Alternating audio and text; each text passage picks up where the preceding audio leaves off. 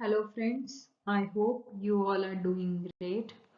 So today we will discuss Calder-Hicks compensation criteria. So let's get started. But start करने से पहले थोड़ा सा हमें बेसिक कॉन्सेप्ट्स पता होने चाहिए। तो पैरेटो ऑप्टिमैलिटी कंडीशंस होती है हमारी, ये आती है हमारी ओल्ड वेलफेयर इकोनॉमिक्स के अंदर, जिसकी दो ब्रांचेस होती है। First one is Pareto ordinal approach, ये दी गई है, नेम से पता चलता है पैरेटो ने दी है, Vilfredo Pareto. And the second one is Pigouvian cardinal approach, जो दी गई है ऑफ कोर्स है पिगू के द्वारा। और इन्होंने ही first degree, second degree, third degree जो हम प्राइस डिस्क्रिमिनेशंस पढ़ते हैं तो वो भी पिगू ने ही दिए हैं। तो पैरेटो की ऑर्डिनल अप्रोच कहती है कि यूटिलिटी, जैसे हमने यूटिलिटी में पढ़ा है ऑर्डिनल एंड कार्डिनल यूटिलिटी होती है। तो ऑर्डिनल का मतलब वी कैन ऑर्डर,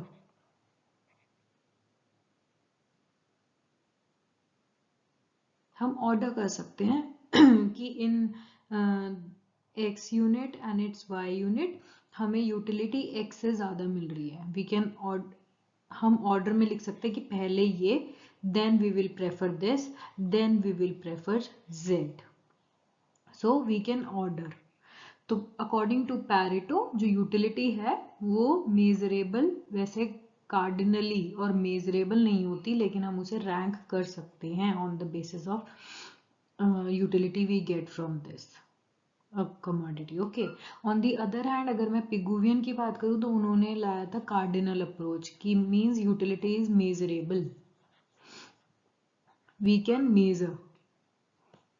ठीक है कि x से मेरे को 40 यूटिल्स मिल रही हैं, y से मेरे को 42 मिल रही है एंड z से मेरे को 50 मिल रही है एंड वाइस वर्सा, कि इससे मेरे को ज़्यादा यूटिल्स मिल रही हैं, इससे मेरे को 45 मिल रही है और इससे 40 मिल रही है। ठीक है, तो पिगुवियन हम ये भी पढ़ते हैं, एक्सटर्नैलिटीज को इंटरनलाइज करने के लिए हम टैक्स लगाते हैं, उसे भी हम पिगुवियन टैक्स कहते हैं।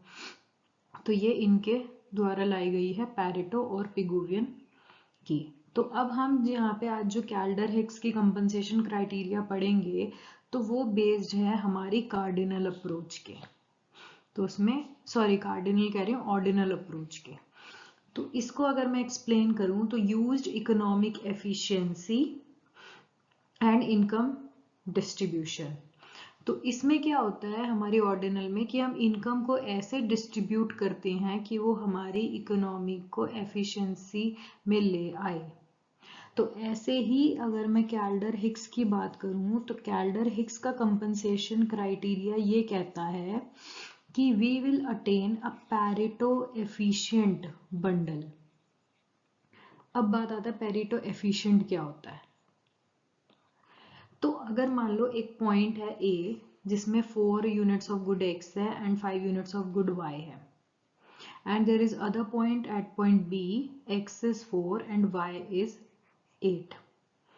तो अगर मैं इन दोनों बंडल्स को कंपेयर करूं तो मैं ये कह सकती हूँ कि B बंडल जो है वो पैरेटो एफिशिएंट बंडल है। वो किस लिए, क्योंकि जब मैं A से B पे मूव हुई मेरा x की यूनिट्स तो सेम रही लेकिन y की इंक्रीज हुई है।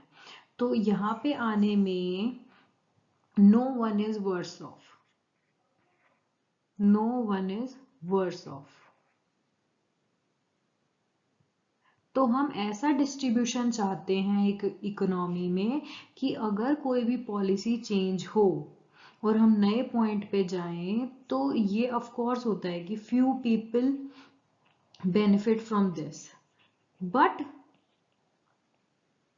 At least no one should be worse off, कि कोई भी बेटर ऑफ हो वो चलेगा लेकिन कोई भी एक पर्सन भी वर्स ऑफ नहीं होना चाहिए जब हम कहते हैं कि इकोनॉमी का वेलफेयर इंप्रूव हो रहा है। ठीक है, तो कैल्डर हिक्स का भी मेन क्राइटेरिया है कि our aim is to welfare, welfare is our main motive, कि हमारी इकोनॉमी में वेलफेयर अचीव होना चाहिए। और वेलफेयर कब अचीव होगा, कि अगर कोई भी पॉलिसी चेंज होती है या कोई भी इकोनॉमिक सिचुएशन चेंज होती है तो if someone is better off then no one will be at least worse off, कि मतलब चाहे वो ओरिजिनल पोजीशन पे ही रहे, यानी कि यहाँ पे अगर मैं ए और बी में कंपेयर करूं तो एक्स में मैं चाहे उसी पोजीशन पे हूँ, पहले भी मेरी 4 यूनिट्स थी, अब भी मेरी 4 यूनिट्स है, उस पे रहूं वो बेटर है रेदर देन 4 से मैं 3 पे या 2 पे या 3.5 पे नहीं जानी चाहिए। ठीक है, तो अगर मैं इन बंडल्स को अगर मैं बात करूं, अब ये हटा देती हूँ इंक्वायरी में, अगर मैं इन बंडल्स की बात करूं तो यहाँ पर जो हमारा बंडल बी है वो हमारा कहलाएगा पैरेटो एफिशिएंट बंडल, क्योंकि यहाँ पे हमें गेन हो रहा है और नो वन इज सेक्रीफाइसिंग। और ये जो जर्नी है ए से बी पे आने में हम कहते हैं इसको पैरेटो इम्प्रूवमेंट, कि यहाँ से यहाँ पे जाने में हमें कुछ ना कुछ इम्प्रूवमेंट हुई है। और this one is Pareto efficient inefficient bundle, क्योंकि अब कोई भी इस ए पे नहीं रहना चाहेगा। अगर ए और बी का ऑप्शन होगा तो हर बंदा बी को प्रेफर करेगा, क्योंकि उसमें ये तो मिनिमम है ही जो इसमें है, लेकिन y की क्वांटिटी यहाँ पे इंक्रीज हो गई है, तो इन दोनों में ये ही बेटर है। तो पैरेटो एफिशिएंट बंडल ये होता है, इनएफिशिएंट जो जिस पे हम नहीं जाना चाहते, जो पहले का था, और इस जर्नी को हम कहते हैं पैरेटो इम्प्रूवमेंट। अब बात आ जाती है कैल्डर हिक्स कंपनसेशन क्या होता है। अब मैंने आपको बताया कि मान लो कोई भी गवर्नमेंट पॉलिसी चेंज हुई, ठीक है, अब इसकी वजह से क्या होगा, हमेशा पॉलिसी कुछ पीपल्स को, फ्यू पीपल को बेटर ऑफ बनाती है और वहीं दूसरे पीपल को वर्स ऑफ बनाती है। कोई भी पॉलिसी आप उठा के देख लो तो कुछ के लिए वो बेनिफिशियल होती है और कुछ के लिए वो बेनिफिशियल नहीं होती। ठीक है, तो कैल्डर हिक्स ने ये कहा है कि ऐसा नहीं होना चाहिए कि कुछ लोग वर्स ऑफ हो, हमें ये कोशिश करनी चाहिए कि वर्स ऑफ वाले अपने ओरिजिनल पोजीशन पे तो एटलीस्ट रहें, उन्हें प्रॉफिट ना हो वो चलेगा, एडिशनल ओरिजिनल पोजीशन पे होना चाहिए, उन्हें एडिशनल प्रॉफिट ना होना ये जरूरी नहीं है, लेकिन जो पहले लेवल पे एटलीस्ट उस पे तो उन्हें रहना ही चाहिए। फॉर एग्जाम्पल अगर मान लो गवर्नमेंट इज प्लानिंग कि I will spend 1000 rupees in our economy, ठीक है, and in that economy they are paying, मान लो अकाउंटेंट्स हैं यहाँ पे, अकाउंटेंट्स हैं and accountant is taking share of 500 and here non accountant जो है वो लेंगे 500 का शेयर, ठीक है, 1000 हो गया। अब गवर्नमेंट की पॉलिसी चेंज हो गई, नाउ गवर्नमेंट इज सेइंग कि we are increasing the share of accountant people by 10%, ठीक है, बट माई एक्सपेंडिचर और government expenditure will remain 1000 only. तो इट मीन्स कि अब यहाँ पर इन्होंने 10% इंक्रीज कर दिया, मतलब +50, 500 पहले करते थे उसमें 10% इंक्रीमेंट कर दिया, तो मतलब 550 अब जाएंगे अकाउंटेंट्स के पास। और यहाँ पर जब स्पेंडिंग वो सेम कर रहे हैं तो ऑफ कोर्स इनका शेयर 50 से कम हो जाए, क्योंकि इन्हीं का ही इन्हीं के पास जाएगा, तो ये रह गए यहाँ पे 450 में। अब ये ऐसी सिचुएशन है जहाँ पे अकाउंटेंट्स का बेनिफिट हो रहा है, बट जो नॉन अकाउंटेंट्स है वो वर्स ऑफ हो रहे हैं और ये हो रहे हैं यहाँ पे बेटर ऑफ। तो कैल्डर हिक्स ने कहा है कि ऐसा क्या किया जाए कि बेटर ऑफ वाला बेटर ऑफ में रहे, हमें कोई दिक्कत नहीं, लेकिन वर्स ऑफ वाला वर्स ऑफ ना रह के, चाहे उसे बेटर ऑफ ना हो वो, लेकिन एटलीस्ट उसे 500 ओरिजिनल पोजीशन पे तो अपने वो पहुंच जाए। तो ये कैसे हो सकता है?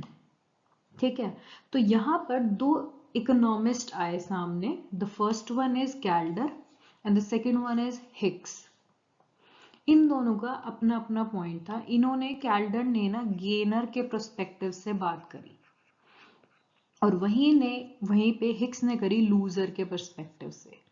अब इसका मतलब कि कैल्डर ने कहा कि जो विनर है ना, मतलब जो बेटर ऑफ हो रहा है, वो कंपनसेट करेगा लूजर को, मतलब वो अपना कुछ हिस्सा लूजर को दे देगा जिससे वो भी वर्स ऑफ ना रहे और वो ओरिजिनल लेवल पे पहुंच जाए। ठीक है, जिससे दोनों का वेलफेयर होगा, इसका भी बेटर ऑफ रहेगा और इसका वर्स ऑफ नहीं होगा, वो भी एटलीस्ट उसी लेवल पे पहुंच जाएगा। वहीं दूसरी तरफ हिक्स ने कहा कि जो वर्स ऑफ है ना, उन पीपल को ब्राइब देनी पड़ेगी to those who are better off या हु आर गेनर, कि आप प्लीज ये बंडल चेंज मत करो या ये जो हमारा कॉम्बिनेशन है इसको चेंज मत करो, I will pay for that, कि मैं तुम्हें ब्राइब दूंगा। और यहाँ पे इन्होंने कहा कि मैं कंपनसेट करूंगा। तो मतलब बात तो यही है ना, चाहे ये इसे पैसे दे या ये इसे पैसे दे, कंक्लूजन तो एक ही निकलेगा ना। तो दोनों का कहना सेम था, बट ये गेनर के पर्सपेक्टिव से बोल रहा था, ये लूजर के पर्सपेक्टिव से बोल रहा था। तो इन दोनों की थ्योरी को इसलिए क्लब करके बोला गया कि Calder Hicks compensation criteria, because बोल ये सेम ही चीज रहे थे, बट एक का पर्सपेक्टिव गेनर के उससे था और दूसरे का लूजर के पॉइंट ऑफ व्यू से था। ठीक है, तो अब बात आती है इनको थोड़ा सा, यस, तो Kaldor Hicks compensation criteria named after economist Nicholas Calder and John Hicks is a concept used in welfare economics में ये कैल्डर हिक्स का compensation criteria यूज होता है to evaluate the efficiency of an economic change। कोई भी economic change हो या economic policy कोई भी change होती है, उसका क्या वेलफेयर इफेक्ट पड़ता है हमारी इकोनॉमी में, उसे इवेल्युएट करने के लिए और उसे एफिशिएंटली एलोकेट करने के लिए। So the main idea behind Calder-Hick compensation to assess whether a change make at least one person better off without making anyone else worse off, कि एक person भी better हो चलेगा लेकिन जो पहले वाले हैं कोई भी दूसरा बंदा worse off नहीं होना चाहिए। तो इसका मेन एजेंडा यही था कैल्डर हिक्स कंपनसेशन का, कि हम ऐसे असेस करें कि अगर कोई भी इकोनॉमी में चेंज होता है तो it will make at least one person better off without making someone else worse off, कि ऐसा होना चाहिए कि कम से कम एक बंदा बेनिफिट करेगा, जब भी हम कहेंगे ना कि अच्छी पॉलिसी है, लेकिन दूसरे जो है उनको भी वर्स ऑफ नहीं होना चाहिए। ठीक है, allowing for compensation to potential losers, और इसमें हम लूजर जो होंगे अगर कोई होता है इन केस, तो we will compensate to those। अब इसमें कुछ assumptions ली गई। First one is there is no externality, assume किया गया कि कोई भी externality नहीं होगी। Taste and preferences are assumed to be constant। Third one is ordinal approach, यानी कि interpersonal comparison of utility possible नहीं है, कि कौन कितनी यूटिलिटी दे रहा है ये हम नहीं जान सकते, ऑर्डिनल होगा, ऑर्डर के बेसिस पे हम कह सकते हैं। तो अब इन्होंने ग्रामेटिकली बताया था, तो वो मैं बता देती हूँ। ये मैंने कहीं से नोट डाउन नहीं किया है, ये मेरी अपने नोट्स हैं, तो मैं उनसे बताना चाह रही हूँ, आपको क्लियर हो जाना चाहिए। तो आप अगर ये नोट्स भी बना सकते हो तो आपको बेसिक कॉन्सेप्ट क्लियर हो जाएगा कि ये क्या कहना चाह रहे हैं। नाउ ये हमारा एक एजवर्थ बॉक्स है, ठीक है, यहाँ पर मान लो ए है, ये कंज्यूमर, और यहाँ पर है बी। यहाँ पर यूनिट्स है एक्स यूनिट्स और यहाँ पे है वाई यूनिट्स। सिमिलरली बी के लिए एक्स यूनिट्स यहाँ पे रहेंगी इधर और यहाँ पे होगी वाई यूनिट्स। अब हमारे पास इंडिफरेंस कर्व दिए गए हैं। अब इंडिफरेंस कर्व क्या होते हैं? वो कॉम्बिनेशन ऑफ टू गुड जो इक्वल सेटिस्फैक्शन देते हैं कंज्यूमर को, है ना। और इसका बेसिक कॉन्सेप्ट होता है जितना ज्यादा ऊपर इंडिफरेंस कर्व होगा उतनी ज्यादा हमें सेटिस्फैक्शन मिलेगी, और number of goods we are able to consume more number of goods. ठीक है, तो अब यहाँ पे अगर मैं यहाँ पे ये ऐसे कर्व की बात करूं जो कि कन्वेक्स हैं, ये सारे हैं एक्स के, 3, ठीक है। UA1, UA2 and UA3 are the 3 indifference curves. अब आप तीनों में कहोगे तो आप कहोगे UA3 ऐसा इंडिफरेंस कर्व है जो कि हाईएस्ट यूटिलिटी देगा A को। अब अगर मैं बात करूं B की, तो B के लिए एक कर्व ये हो गया। अब इसको जब हम कंपेयर करेंगे तो इस पॉइंट से करेंगे। इसके लिए पहला ये हो गया and the second one is this, ठीक है। अब इन दोनों में कंपेयर करूं तो हायर ये वाला माना जाएगा UB2, यानी कि B के लिए बेनिफिशियल वो होगा जब वो UB2 पे होगा एज कंपेयर टू UB1, ठीक है। आई होप कि इतना समझ आ गया। अब बात आती है कि मान लो इनिशियली ये है पॉइंट E पर, ठीक है, जहां पर A हमारा UA1 पे है और B हमारा UB2 पे है। एट A पे A का कंजम्पशन हो रहा है OXA, मतलब इतने यूनिट्स कंज्यूम कर रहा है। अब मान लो due to some policy of government या कोई भी इकोनॉमिक कंडीशन की वजह से देयर इज रीडिस्ट्रीब्यूशन हो गया, जिससे इकोनॉमी हमारी चली गई E से सीधा C पर, यानी कि यहां से आ गई है यहां पर पॉइंट C पर। अब बात आती है कौन वर्स ऑफ है कौन बेटर ऑफ है। अब यूं अगर देखा जाए तो आप कहोगे इंडिफरेंस कर्व A का ये था पहले और अब आ गया यहाँ पर हायर पे, मतलब A इज बेटर ऑफ। क्यों? क्योंकि उसका कंजम्पशन इंक्रीज हो गया। पहले वो OX1A कंज्यूम करता था, अब वो करेगा OXC। तो for A OXC is the consumption और गेन हो गया XC minus XA, this is the gain. वहीं दूसरी तरफ बात करते हैं B के लिए। B पहले इतने यूनिट्स कंज्यूम करता था। अब मैं एक आपको ये बात बता दूं कि यहाँ पे मैंने YC लिख रखा है, ये चीज हम यहाँ पे भी कर सकते हैं तो सेम ही कहलाएगा, इसलिए मैंने दोनों जरा पॉइंट नहीं करा, थोड़ा सा कंफ्यूजिंग हो जाता है फिर डायग्राम, ठीक है। तो ये यहाँ पे लिखो या यहाँ पे लिखो, राइट हैंड साइड सेम ही बात है, क्योंकि ये इसके Y एक्सिस है और ये X एक्सिस है। सिमिलरली तो Y एक्सिस सामने सामने ही होगा, तो उनका गैप जो है वो सेम ही रहेगा। तो अगर मैं B की बात करूं तो पहले उनका कंजम्पशन था इतना, अब हो गया डिक्रीज हो गया। यहाँ पे E से C पे गए तो ये लोअर इंडिफरेंस कर्व पे आ गया, पहले ये हायर पे था, अब ये आ गया लोअर इंडिफरेंस कर्व पे। तो यहाँ पर लॉस ऑफ B हो जाएगा YE माइनस YC। अब बात आती है कैल्डर या हिक्स क्या कहते हैं इस केस में। मैं हटा देती हूँ। कैल्डर हिक्स कहते हैं according to Kaldor A should compensate B sorry, A को B को कंपनसेट करना चाहिए। क्यों? क्योंकि A is the gainer. Kaldor के अकॉर्डिंग गेनर को कंपनसेट करना चाहिए, तो A को कंपनसेट करना चाहिए B को, so that B can retain its original indifference curve पे तो आ जाए एटलीस्ट।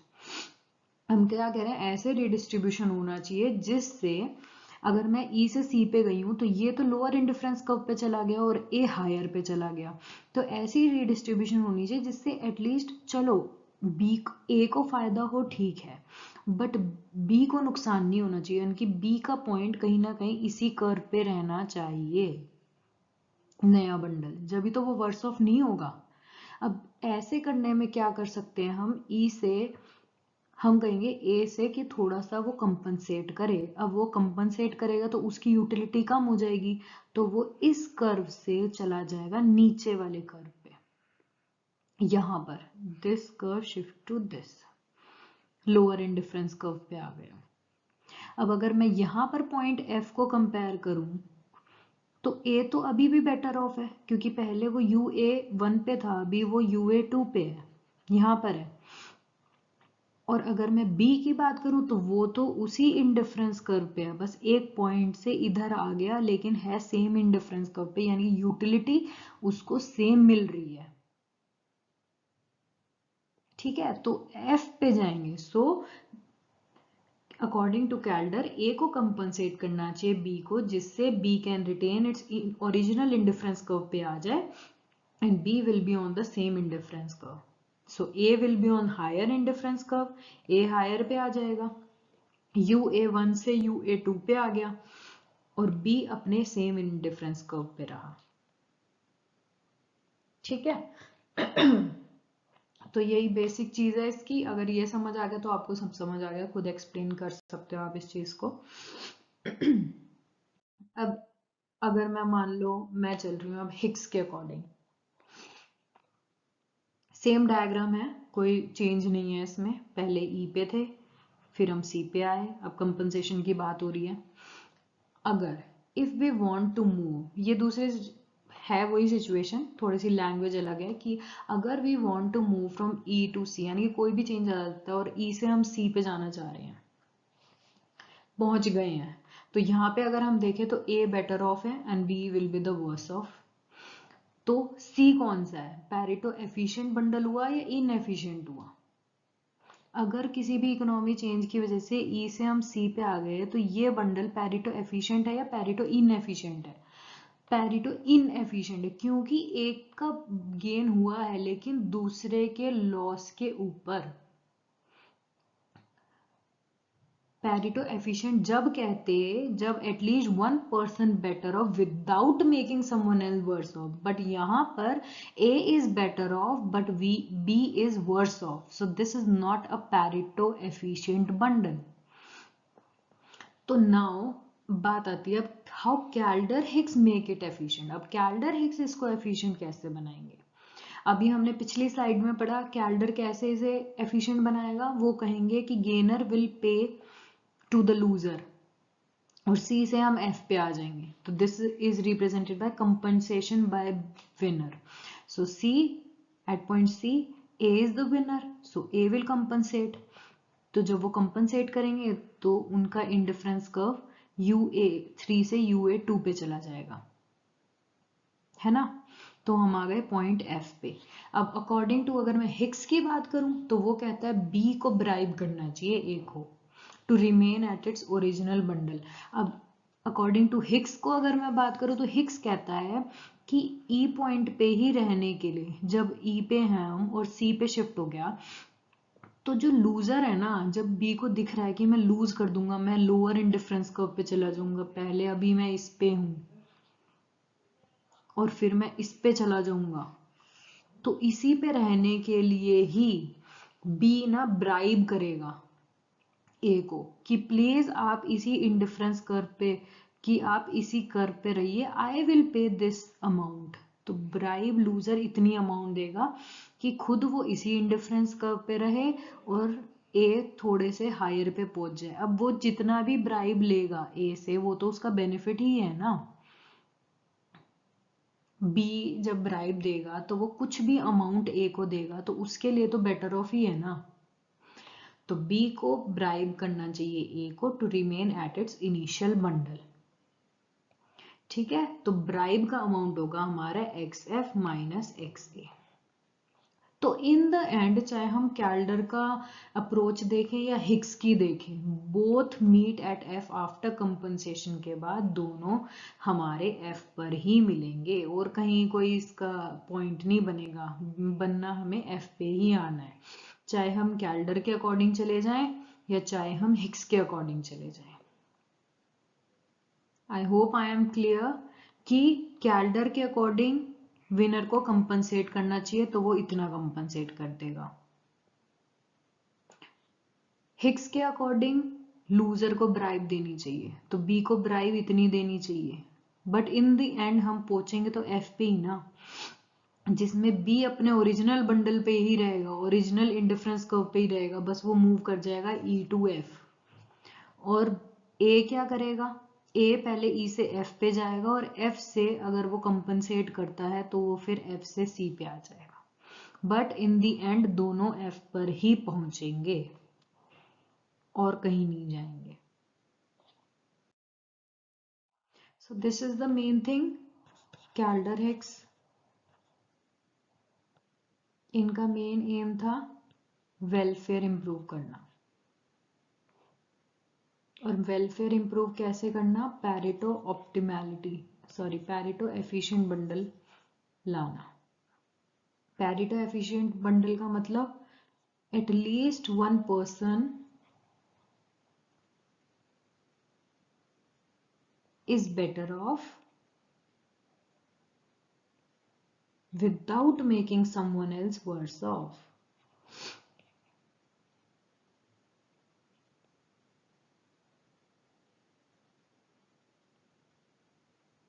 मतलब ऐसे चेंज से चाहे एक का भी फायदा हो लेकिन नुकसान किसी का नहीं होना चाहिए, वो होता हमारा पैरेटो एफिशिएंट। तो दोनों ने बात एक ही चीज पे करी बट दोनों का पर्सपेक्टिव अलग था। इन्होंने बस गेनर को कंसीडर किया कि उन्हें कंपनसेट करना चाहिए लूजर को, और हिक्स ने कहा लूजर को ब्राइब करना चाहिए विनर को कि वो उसी इंडिफरेंस कर्व पे रहे। इन द एंड दोनों का जो लास्ट में बंडल आया वो सेम पे आया, मतलब दोनों ने वेलफेयर इंक्रीज हुई दोनों केसेस में, और एंड रिजल्ट हमारा दोनों में कैल्डर या हिक्स हो एक ही रिजल्ट आया। तो इसलिए इन दोनों के मॉडल को क्लब किया गया है, कैल्डर हिक्स मॉडल कहलाता है ये। वेलफेयर इकोनॉमिक्स में हम पढ़ते हैं और पैरेटो एफिशिएंट इसमें मेन एजेंडा है। तो आपको ये भी पता होना चाहिए पैरेटो एफिशिएंट क्या होता है, किसका किससे पर्सपेक्टिव है, और आपको डायग्राम पता होना चाहिए।